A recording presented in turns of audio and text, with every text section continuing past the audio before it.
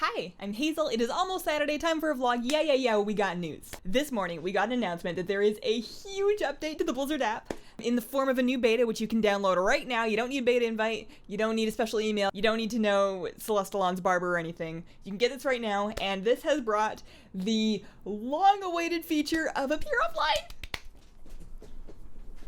Okay, there's a reason I don't dance, but this is the best news. The most exciting news. This is the biggest thing that we're gonna get until BlizzCon. And I'm surprised that they didn't hold on to this until BlizzCon to make it like a bigger BlizzCon, and I appreciate that. I appreciate them, letting some hype go, or at least, leaving the hype for the expansion announcement at BlizzCon and letting us have this right now. So basically, how this works, in order to download the beta right now and switch over, you open the app, go to the Blizzard logo on the top left-hand side, and then go down to settings, then go down to beta. There's gonna be a big button, looks exactly like this, and it says switch. And if you do that, it'll download, it'll restart, and congratulations, you are in Never Never Land, and you can now hide from your friends. Now, that is far from the only thing that is new in the Battle.net app, but Blizzard app? I'm never gonna get that straight. I'm gonna be calling it the Blizzard.net app for like ever. But that is far from the only thing that's new. There's actually, once you've switched to the beta, there's this entire new tab. There's this whole new social tab at the top that lets you access the new features, which include private messaging, of course, but groups. And what groups are is basically, it's Discord. If you've used Discord, or if you've used like the Twitch version of Discord, which I have not touched since the first day that came out, then you'll be familiar with the idea of persistent groups of people, offline messaging, and then having multiple rooms with different text channels and voice chat. So it's basically exactly like that, but it is tied directly into the Blizzard client. And I'm actually really excited for that too, for one major reason. Even though we have Discord, Discord's great. I love Discord. I use it constantly. I have it on my phone. The concern that I have with Discord long term is I don't know how they're going to really monetize it forever. Maybe they're doing fine. They do have monetization options. There's some kind of a premium subscription, but not once in all of my time of using Discord have I ever seen anybody with premium. Is it visible? Maybe that's why. But I'm not convinced. I'm not completely sold that they have a sustainable plan to pay for Discord forever. Like right now, it's kind of that thing that a lot of services go through, like for example Revlo, the whole chat bot on Twitch that was a big deal for a long time, the loyalty bot. They got a lot of users on board and they're like, all right, now we got to make some money to keep the servers up, and then they realized they just didn't have a way that their user base could stomach to make money to keep it running, and they had to shut it down. So I have a minor concern that might be the future of Discord. I don't know, I'm not on their team. They might have a great plan, and I really hope they do, because I love Discord, but having this Blizzard version of it just gives me some peace of mind that if Discord ever goes down, the things that I use Discord for would work just as well in the Blizzard app. And because Blizzard has so much money coming from so many different places, they don't need to monetize the chat client in order to keep it online. So I'm happy that there is a version of that is tied to this. I might not use it right away because, again, everything is all set up on Discord, but should anything happen there, I like having an alternative.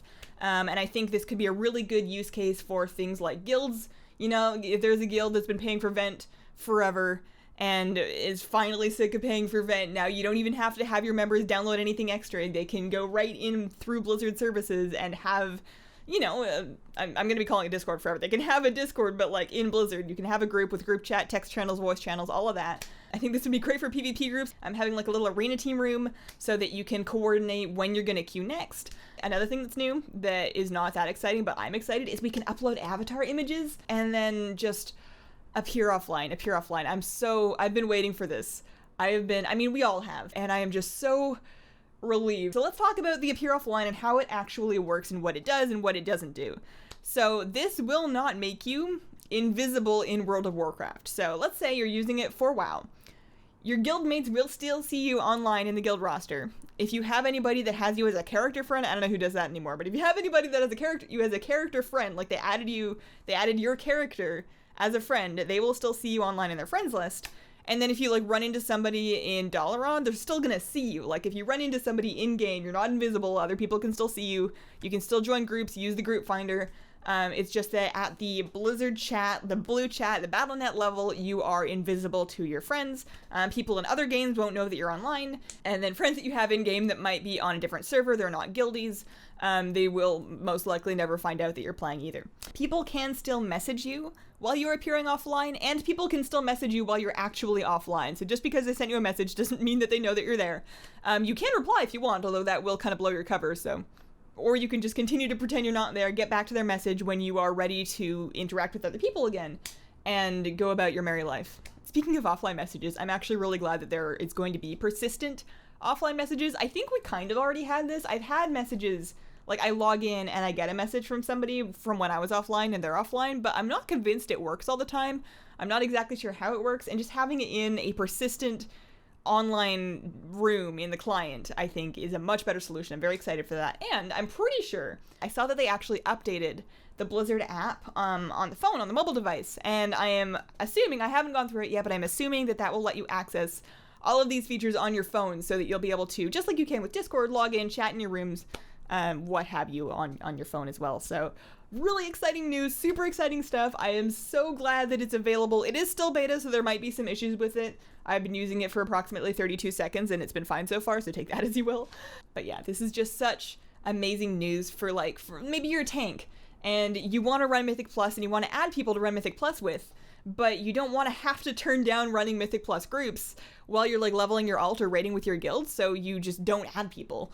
Or me, I deleted every single arena partner off my friend list when I quit arena, and I did it really drastically because I didn't want to have to explain to people why I can't queue with them while I'm working on videos, which is all day, every day. So I actually ended up quitting. But now if I wanted to go back and do some arena, I could add people, and then if I can't queue, I just won't be online. And if I can queue, I could be online, and that actually gives me the freedom to add people that I would want to queue with. It gives me the option to play PvP again. And basically what I'm getting at is that while at very first glance the concept of appear offline appears to be kind of an antisocial thing, I think that for a lot of people like myself, it's actually going to allow us to be more social because we can do it on our own terms rather than just opting out of everything because we can't, if that makes any sense. I don't know if I said that right. Anyways, other stuff that happened this week, there was a Q&A, a WoW Q&A with Ion Hazziokostas, who looked stunning in his the portrait that they used for the promotional image for that, by the way. They did a Q&A yesterday on Twitch. They talked about a whole bunch of stuff, and the two takeaways that I got, I watched the whole thing, but the only two things I remember, number one, they are not adding flying in Argus. Not today, not tomorrow, not next patch, never.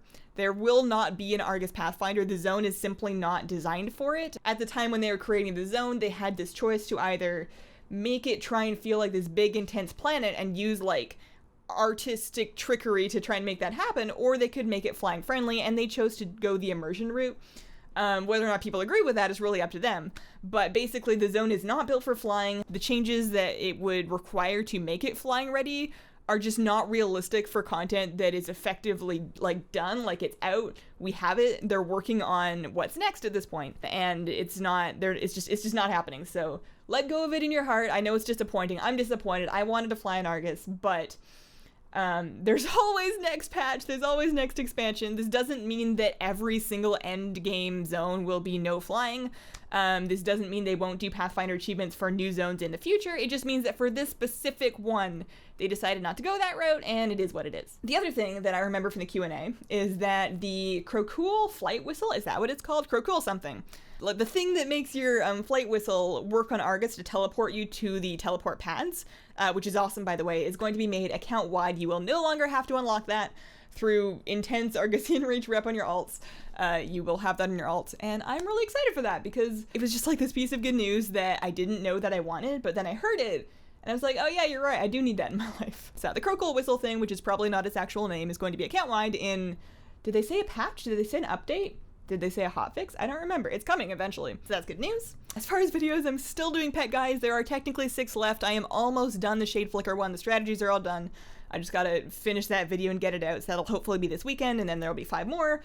I'm thinking if I really, really want to get them done by the end of next week. I don't know if I physically can. I am always underestimating how much time it takes me to actually work out the strategies that I'm happy with and then get it all made. But I promise you I'm on it. Thank you for your patience.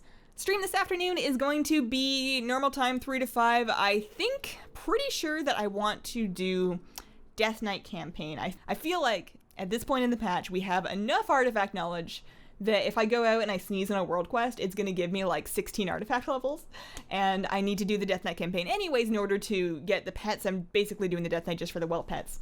So I'm gonna do the campaign. I figure I'll turn on some music, I'll turn on some voice acting. I've heard really good things about the story in the Death Knight campaign, and at this point I really know very little of it, so I think that'll be a fun thing to do on stream with you guys. Baking stream, next one is on Tuesday, this upcoming Tuesday in the afternoon, 3 p.m, doing tiramisu.